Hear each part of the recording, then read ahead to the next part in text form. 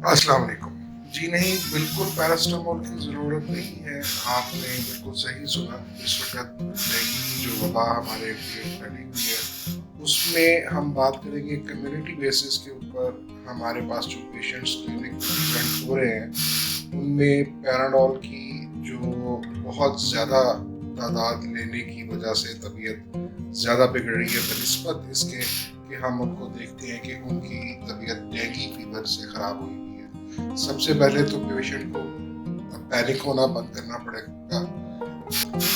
Dengue induced hepatitis की वजह से उसकी वॉमिटिंग और उसकी जो पेट की हालत है,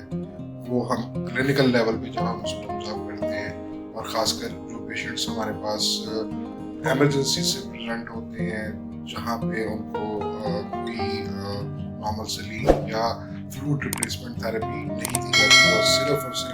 2 पैराडोल सुबह, 2 दोपहर, 2 रात को, या जो पेशेंट डरते हुए भी हॉस्पिटल नहीं जाते, वो भी आकर हमें कंप्लेन करते हैं कि हम 2 पैराडोल सुबह, 2 दोपहर और 2 रात को ले रहे हैं अपनी नॉलेज बेस्ड के ऊपर, और हमें उससे तबीयत और ज़्यादा ख़राब हो रही है। जो यकीनन इसमें तबीयत का ख़राब होना बनता है, क्योंकि एक तो जो डेंगू इंड्यूस्ड हेपेटाइटिस है, यानी कि जो हमारे 2 मेन लिवर फंक्शंस होते हैं, ALT और AST, वो पहले ही डिस्टर्ब हो जाते हैं। मोस्टली पाकिस्तान के अंदर जो केसेस हैं, जो क्लिनिक में पेशेंट आता है उसके अंदर। और उसके अलावा अगर हम कॉमनली बात करें तो पेशेंट की डिजीज़ में सबसे ज़्यादा जो प्रॉब्लम उसके हाजमे की स्टार्ट हो जाती है, जिसमें उसको फ्लूइड रिप्लेसमेंट थेरेपी के बारे में गाइड नहीं किया जाता कि वो जूसेस वगैरह जो है वो सेब के, अनार के और इस तरह उसके अंदर लीमू डलवा कर जो है वो इस्तेमाल करें, ताकि उसकी डाइजेशन और उसकी लिवर की डिटॉक्सिफिकेशन स्टार्ट हो। और जो सुनी सुनाई बातें होती हैं उस पर अमल करना शुरू कर दिया जाता है, जिसकी वजह से पेशेंट की तबीयत जो है वो और ज़्यादा ख़राब होती है। WHO की तरफ से कंसेंशियस किस्म की स्टडी है कि जी पैराडोल जो है वो जिसे एसिटामिनोफेन कहा जाता है, वो पेशेंट्स को एडवाइस की जाए, और उसके अलावा बाकी सब एनसेड्स के अंदर रिस्क है। जबकि हमारे यहाँ ऐसा जो है वो बिल्कुल भी देखने में नहीं आया। 0.1% रेशियो भी से भी कम है हमारी कम्युनिटी में पेशेंट के अंदर किसी भी किस्म की इंटरनल हेमोरेज या ब्लीडिंग, या जिसे हेमोफिलिक डेंगू कहा जाता है कि नाक और खून से मुंह से खून आना शुरू हो जाना, या इस तरह की प्रॉब्लम्स फेस करना पेशेंट को हमें देखने में बहुत कम मिलती हैं। हमारे पास हॉस्पिटल्स में भी इसका इतना ज़्यादा डेंगू वायरस का जो पेशेंट इफेक्टेड आ रहा है, उसमें भी इतना ब्लीडिंग का जो है पेशेंट जो है वो 0.01% के हिसाब से पाकिस्तान में मौजूद है। इस वक्त पूरा एम्फोसिस जो इस वक्त पैरासिटामोल और पैरासिटामोल की अवेलेबिलिटी के ऊपर, या उसी की डिमांड के ऊपर सारा कुछ जो पेशेंट जाकर मेडिकल जिद करता है कि उसको पैरासिटामोल ही दी जाए, और डॉक्टर्स भी उसको अनलकीली पैरासिटामोल ही एडवाइस करते हैं। जबकि मैं जितने भी स्टडीज़ अपने क्लिनिक में देखी हैं और जितना भी ऑब्जर्व किया पेशेंट्स को, और जितने भी पेशेंट्स को ट्रीट किया है, उसमें उनकी टेस्ट्स को देखते हुए और मद्देनज़र रखते हुए, और उनकी जो सिम्टम्स हैं उनको मद्देनज़र रखते हुए, जो एनसेड्स हैं बहुत लाइट किस्म की हम उनको यूज़ करवाते हैं, जो कि पोस्ट ऑपरेटिव केयर में भी उनके जो सेफ्टी मेजर्स हैं वो बहुत ज़्यादा सामने आ चुके हैं। उसकी बहुत सारी स्टडीज़ भी मौजूद हैं। और जबकि एसिटामिनोफेन यानी कि पैरासिटामोल के बारे में कि वो डेंगू में कोई फ़ायदा देती है, कि उसके अंदर बहुत एक्सक्रूशिएटिंग किस्म की पेन्स जो हैं वो पेशेंट को हो रही होती हैं, और वो बहुत तकलीफ़ में होता है। और पैराडोल जो है वो किसी किस्म का एंटीपायरेटिक और एनाल्जेसिक इफेक्ट नहीं दे रही होती उसको, बल्कि पैराडोल अपने हेपेटोटॉक्सिक होने की वजह से उसकी तबीयत और ज़्यादा ख़राब कर रही होती है। यूजली कहा जाता है कि इस तरह की दवाइयाँ खाली पेट या बदहज़मी की हालत में ना ली जाएं, और ये दोनों सिम्टम्स जो हैं वो पेशेंट डेंगू के पेशेंट्स के अंदर आ रही होती हैं, और उसके बावजूद जो جو लवाहकीन हैं और जो पेशेंट खुद भी है सेल्फ ट्रीटमेंट के तौर पर, और बेचारा मजबूर होकर, क्योंकि डॉक्टर्स भी उसको 2 पैराडोल सुबह, 2 दोपहर, 2 रात, तमाम डॉक्टर्स की बात नहीं कर रहा हूँ, लेकिन अमूमन एमरजेंसीज के अंदर उनको वही लिखकर वापस भेज दिया जाता है ओवरलोड की वजह से। और क्योंकि इसका स्पेसिफिकली तो कोई ट्रीटमेंट पूरी दुनिया में मौजूद नहीं है, ये एक वायरस है DENV जिसको हम लोग कहते हैं, और इसकी 4 किस्में हैं। इसमें बहुत कम ऐसी किस्में हैं जो डेंगी हेमोफीलिया जो है वो कॉज करती है, जिसमें नाक, कान, मुंह या मसामों में से खून निकलना शुरू होता है, जिसमें ब्लीडिंग कंट्रोल जो है पेशेंट का ख़राब हो जाता है। लेकिन अमूमन जो 99.9% केसेस हमारे सामने आते हैं उसमें गला ख़राब, बहुत शदीद किस्म का गला दर्द, एलर्जी की जैसी कैफियत हो, आँखों से पानी निकलना, छींके आना, फ्लू वाली कैफियत हो जाना, उसमें हमने बहुत स्टडीज़ के बाद जो कि अमेरिका ही की गवर्नमेंट की जो पब्लिशिंग वेबसाइट्स हैं उनके ऊपर मौजूद हैं, मैं लिंक कुछ के अपनी वीडियो के नीचे मैं दे दूंगा, आप उनको खुद भी स्टडी करें। दोनों का ही डाटा मौजूद नहीं है, लेकिन अमूमन क्लिनिकल प्रैक्टिसेस के अंदर जिन डॉक्टर्स ने भी इसके अलावा लाइट तौर पर जिन भी एनसेड्स को इस्तेमाल किया है, मां सिवाय एस्पिरिन के जिन अद्वियात में एस्पिरिन मौजूद है, दिल के मरीज़ों के अंदर जिन अद्वियात को दिया जाता है, उनके सिवा या किसी भी ऐसी दवाई के अंदर, चाहे वो विटामिन C के साथ है, कहीं पे भी अवेलेबल है, उसमें एस्पिरिन मौजूद है। अगर आप ये देख लें, जिसकी सख्ती से ममानियत है और सख्ती से बना है, उसके अलावा अहम एनसेड्स जिनकी बात की जाए तो वो दी जा सके, या ट्रामाडोल का इफेक्ट इस्तेमाल किया, उसके इफेक्ट्स उनको बहुत अच्छे मिले हैं। तो बार बार इस पेशेंट की क्यूरी से तंग आकर मैंने मुनासिब समझा कि इसमें उर्दू में एक वीडियो बनाई जाए।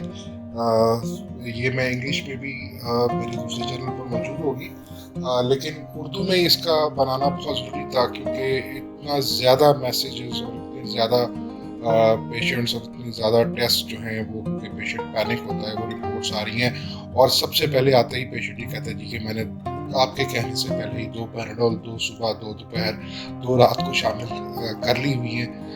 जिसकी वजह से हम ये ऑब्जर्व करते हैं कि उसकी जो हार्ट बीट है, टैकीकार्डिया आना शुरू हो गया, उसके स्टमक के ऊपर इफेक्ट आ रहा है, और उसकी इंडाइजेशन बढ़ गई है, उसकी भूख मर गई है, और इस तरह की अलामात पेशेंट के अंदर हमें बहुत आसानी से देखने में मिलती हैं। और उसके बाद जब हम उसको उसकी सिम्टम्स के हिसाब से, और उसके ऑब्वियसली उसके टेस्ट और जो उसकी स्क्रीनिंग जो उस वक्त आ रही होती है, जिसमें हम उसके LFTs वगैरह, लिवर फंक्शन टेस्ट करवाते हैं, और हम उसके अंदर BC वगैरह काउंट को देखते हैं कि कितना बेहतर है, कितना उसका ब्लीडिंग कंट्रोल कैसा है। तो हम जब उसको बहुत सारी एनसेड जो ब्रूफिन बेस्ड होती हैं या निम्ज़ोलाइट के ऊपर बेस्ड होती हैं, वो उनको इस्तेमाल करवाई जाती हैं, जो कि 1 हफ्ता इसका वक्त होता है, और उनकी एक सिग्निफिकेंट स्टडी मौजूद है कि 1200 mg तक ब्रूफिन जो है वो 10 दिन के कॉन्टीन्यूस थेरेप्यूटिक इस्तेमाल के अंदर किसी भी किस्म का ब्लीडिंग इवेंट नहीं देती है। और अगर हम ब्रूफिन ही की फैमिली में फ्लर्बिप्रूफिन के ऊपर चले जाएं, बहुत सारे नामों से अवेलेबल है, वो बहुत ज़्यादा सेफ पाई है, मैंने कम अज़ कम अपने क्लिनिकल प्रैक्टिस के अंदर, और मैं समझता हूँ कि दूसरे डॉक्टर्स भी इसको प्रैक्टिस करते ही होंगे, जिसमें फ्लर्बिप्रूफिन को एक ल्यूक वार्म वाटर, हल्के कोसे पानी के अंदर मिक्स करके अगर पिला दिया जाता है, तो उसका जो इफ़ेक्ट है या उसकी हेपेटोटॉक्सिसिटी अगर उसके बराबर नहीं है पैरास्टामोल के, तो उससे कम है, और वो बहुत इजी हो जाती है, वो बहुत जेंटल हो जाती है स्टमक के ऊपर, और बुखार बहुत तेज़ी से उतर जाता है, और पेशेंट की तबीयत बिल्कुल नहीं घबराती है उसके और ये साथ एंटी इन्फ्लेमेटरी काम भी करती है कि अगर एक्यूट फ्रिंजाइटिस आ रहा है उसको डेंगू की वजह से, उसका गला बिल्कुल सूजा हुआ है, उसके गले के ग्लैंड्स स्वेल हुए हुए हैं, तो उसमें भी उसको जो है वो बहुत रिलीफ मिलता है, जिसकी वजह से اس کی بخار کی کیفیت ختم ہو جاتی ہے اور وہ ایٹ لیسٹ اپنی جو ڈائٹ ہے وہ سٹارٹ کر لیتا ہے. ڈائٹ میں اکثر پوچھا جاتا ہے کہ جی کیا کھایا جائے, اور سنی سنائی باتوں پر دیکھیں آپ اپنے اسٹمک کے حساب سے اور اپنی طبیعت کے حساب سے سنتے, کچھ لوگوں کو وامٹنگ لگ جاتی ہے, ان کو فوراً ڈرپس اور فوڈ ریپلیسمنٹ کی ضرورت ہوتی ہے. کچھ پیشنٹ آ کے ڈرپ لگانے پر مصر ہوتے ہیں کہ جی ہمیں ڈرپ لگا دی جائے. تو اس میں کیونکہ ہیپاٹوٹاکسٹی یعنی کہ ہیپاٹائٹس جو ہے, یعنی کہ جگر کے اوپر سوج ڈینگی کی وجہ سے آ رہی ہوتی ہے, اور اس کے لیور فنکشنز جو ہیں وہ جوائنٹس کی طرح تھوڑا بہت بیہیو کر رہے ہوتے ہیں, اس کی وجہ سے اسے نوزیا وامٹنگ لگتا ہے. تو اس میں ڈرپ لگوانا تو قطعی مناسب نہیں ہے, اس میں پانی پڑنے کا خطرہ ہوتا ہے. تو اگر یہ ہو تو وہ ہاسپٹل کے اندر جو ہے ایڈمشن ہونے کے بعد انڈر اسٹرکٹ آبزرویشن جو ہے وہ ڈرپس لگائی جاتی ہیں, اور بہت سلو لگائی جاتی ہیں, اور کلینکس پہ ان کا استعمال ٹھیک نہیں ہوتا. اور اس کے اندر اینٹی بایوٹکس بھی اگر استعمال ہم بحث میں شامل کریں تو اینٹی بایوٹکس بھی جو ہیں وہ لائٹ موڈ اینٹی بایوٹکس جو ہیں, جو صرف اور صرف اتنا کام کریں کہ اس وائرس کی وجہ سے پیدا ہونے والے جو دوسری علامات ہیں, اس میں چھینکیں, ریشہ, گلے کا بہت شدید خراب ہو جانا, ان کو کرنے کے لیے ٹیپر آف کرنے کے لیے ان اینٹی بایوٹکس کا استعمال جو ہے وہ بہتر ہے. لیکن اگر ہم یہ بات کریں کہ اس کا کوئی ٹریٹمنٹ ہے اسپیسیفک موجود ہے, اس کا کوئی ٹریٹمنٹ نہیں ہے. سب سے پہلی احتیاط آپ یہ کریں کہ آپ فلوٹس جتنے بھی ہیں وہ آپ لینا شروع کریں, ORS پئیں, اور 12 گھنٹے میں 1 لیٹر پانی ORS کا ختم کیجیے اور 1-2 پیکٹ استعمال کیجیے.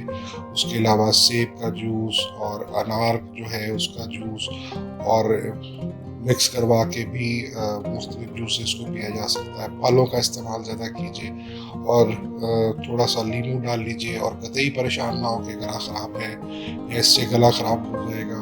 ایسا کچھ نہیں ہوتا, وائٹامن سی ہے اس, بلکہ گلے خراب کو وہ اس وقت کمفرٹ دیتی ہے. تو یہ وہ سوال تھے جو بہت زیادہ موبائل پر اور واٹس ایپ پر اور فیس بک کے اوپر اور کلینک کے اندر اور ٹیلی فون کالز کے اوپر, اور جو میں نے انگلش میں ویڈیوز پوسٹ کی ہیں جو ان کے نیچے بھی یہ سوال موجود تھے. تو میں امید کرتا ہوں کہ آپ کو اس وقت یہ سمجھ آ گئی ہوگی کہ پیراسٹامول کا جو استعمال ہے وہ اتنا ضروری نہیں ہے, بلکہ اس کو اوائڈ کرنا چاہیے. ویسے بھی نہیں مل رہی ہے, لیکن اس کو اوائڈ کرنا چاہیے. اس کی ہیپاٹوٹاکسک آبزرو کرتا ہے کلینک پر کہ آپ کو کیا دینا چاہیے.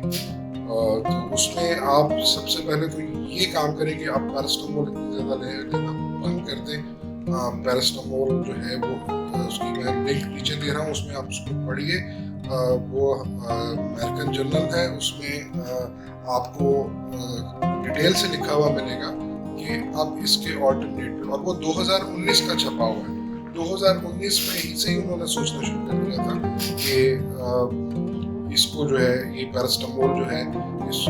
بخار کو کور نہیں کر پا رہی ہے. آپ کو اگر 105 بخار ہے اس میں ٹھنڈی پٹیاں کیجیے, اس میں نہا لیجیے,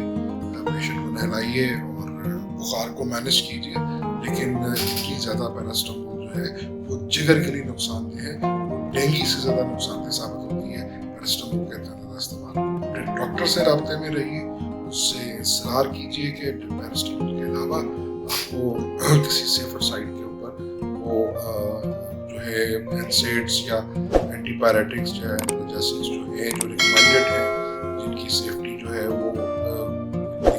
لکھی پڑی ہوئی ہے, وہ آپ کو ایڈوائز کریں. امید کرتا ہوں آپ کو میری پسند آئی ہوگی. اگر اس میں کچھ آگے پیچھے ہے تو اس کو آپ آگے پیچھے کر کے سن لیں ویڈیو کو. جی تو لسنرز, یہ میری اپنی ایک ذاتی رائے تھی جو میں نے اپنی کلینکل پریکٹس میں اور اپنی اسٹڈیز میں نے نوٹ کی ہیں. اگر یہ معلومات آپ کو اچھی لگی ہے اور آپ کو پسند آئی ہے یا اس سے آپ کو کوئی فائدہ پہنچتا ہے تو آپ چینل کو لائک, شیئر اور سبسکرائب کیجیے. اور اگر آپ سمجھتے ہیں کہ آپ کے ارد گرد کسی کو اس ویڈیو کی ہوئی باتوں کی ضرورت ہے تو آپ ضرور ان کے ساتھ اس ویڈیو کو شیئر کیجیے. آج کے لیے اتنا ہی. اللہ حافظ.